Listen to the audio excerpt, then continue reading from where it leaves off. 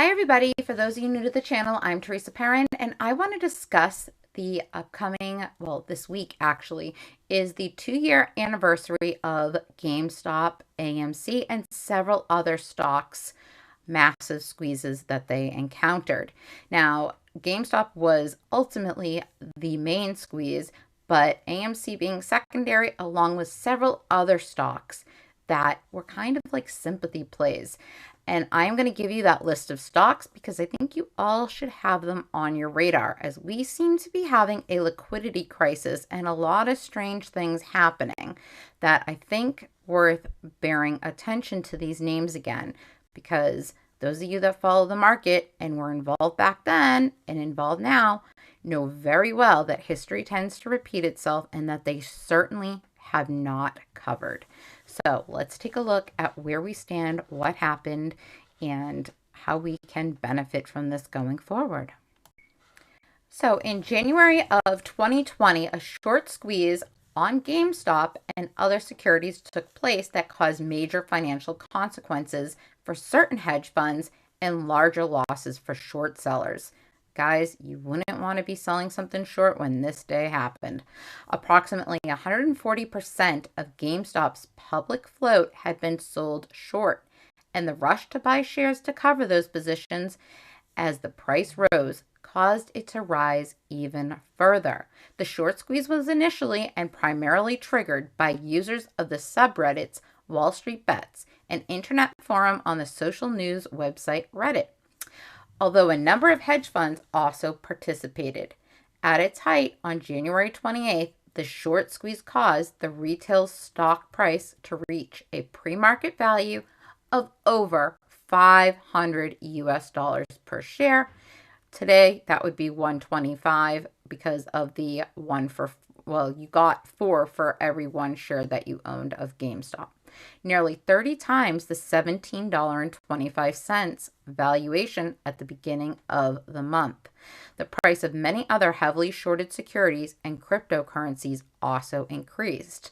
And guys, interestingly enough, I'm going to go over those in a minute, but metals also increased. So you may want to keep an eye on silver and gold because a lot of people don't really know about this aspect of it. But following the stock market surge, futures for silver began to rapidly increase as well. Although later news report clarified that it was unclear who was behind the rise, on January 28th and 29th, the price of silver rose 10%. Guys, those of you that follow precious metals know that they don't rise 10% in a day or two. They rise pretty slowly. The surge has also had an effect on the price of gold and copper on the London Metal Exchange. On February 1st, the price of silver hit an 8-year high as GameStop shares continued their volatile tendency with trading, being halted at least once as the price fell by double-digit percentages. Users on Wall Street Bets deny involvement in the increasing price of silver, instead blaming the increase on institutions and hedge funds with positions in silver such as Citadel, seeking to offset losses on GameStop. So guys, interestingly enough, I would really keep an eye on gold and silver. And if you follow any of the forums or if you're on Twitter and you ever go on Spaces, there's a lot of people interested in gold right now. And I'm wondering if that's because they're putting this correlation together with what's going on in the financial markets. Because make no mistake about it, what we saw happen a couple of days ago as far as certain stocks having these wild moves up and down right at the opening and being halted. There was at least 81 companies that were halted. That was no mistake, guys. There is something bigger than meets the eye, and I think they're in another liquidity crisis and that we could potentially see another type squeeze similar to what we saw in GameStop. Now, will it be the same companies that squeeze? I'm not sure, but just in case, I think we should all have a little watch list. So I'm going to share them with you. And I'm just going to give you the tickers. AMC, AMCX, AAL, BLIAQ, BBY, BB, BBW, KODK, EXPR, and interestingly enough, I did see Express moving this morning. FOSL, GNUS, IRBT, KOSS, LGND, MAC, NAKD, FIZZ, NOK, PLTR, and PLTR for sure, because I was watching it, was one of the 81 stocks. SIEB, TR, and SPCE. Guys, I highly recommend you go back and watch this with a pad of paper and a pen. Write down those names and make a short squeeze watch list for the GME squeeze. Because if things start to move again, I would be keeping a close eye on a lot of these names, as I am sure the ones that I've watched anyways have been beat down hard, like Palantir and SPCE. Nokia's basically traded almost flat for 5 years. It's kind of crazy, and I think when that one breaks out, it's going to break out hard, of course with the exception of the squeeze. But definitely something to keep an eye on, because I think we can use this to our advantage.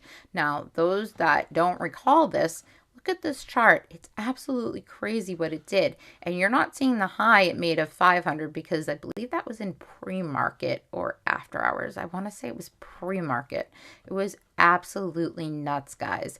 And a lot of people unfortunately got hurt because they kept thinking it was going to go higher, and they were doing crazy things like remortgaging their house, and I don't know, but they were getting money from somewhere or taking money out on credit cards, and a lot of people got stuck. So you never, ever want to buy when it's moving like that out the top. Please, please always wait for a pullback. If you waited for the pullback here, you could have got a really nice move buying it again under 200, and it goes all the way up to over 3 before it came back down. And then, as we all know how the story's gone, all of these stocks essentially have continued to fall with little bouts of movement. But guys, if the liquidity crisis is what I think it is, I think we could have something looming. Now, does that mean that it's going to happen tomorrow? No, not necessarily. However, I would keep some of these names on your radar because we may start to see some movement. So I wanted to bring them all to your attention. And I think there is nothing wrong with making a watch list. And on a final note, Citadel Securities was fined $9.6 million in Korea for violating the Capital Markets Act. Citadel is charged with disrupting the market order with high-frequency trading in hundreds of stocks. They created fake orders and then canceled them to drive up prices of stocks. Well, guys, let me tell you something. I realize what Citadel has done, and geesh, wish they would do that here in the U.S., drive up the price of the stocks, because they just know how to drive them down lately, or at least for the past 2 years, it seems. Year, depending on which market you're looking at. But anyway, I wish they would drive them up. But that being said, Citadel seems to play a game where they drive up prices of stocks so that they can short them from the top, and people get screwed. So good for Korea for acknowledging this problem. Now, if only we could get the U.S. to do something about what Citadel's doing, because, guys, they're doing a lot of things that don't seem so on the up and up, if you know what I mean. At any rate, keep a close eye, because I truly feel that we're going to start to see some movement in certain things. And it may not be the same tickers at all. It may be a handful of them. It may be some others that are heavily shorted, like Helbiz, Mullen. God, I could give you a list. But it could be very interesting end of the month into next year. So thank you so much for watching. If you could, smash that like button for me. And if you haven't already subscribed to the channel, consider subscribing, because I do offer a free morning watch list every single morning.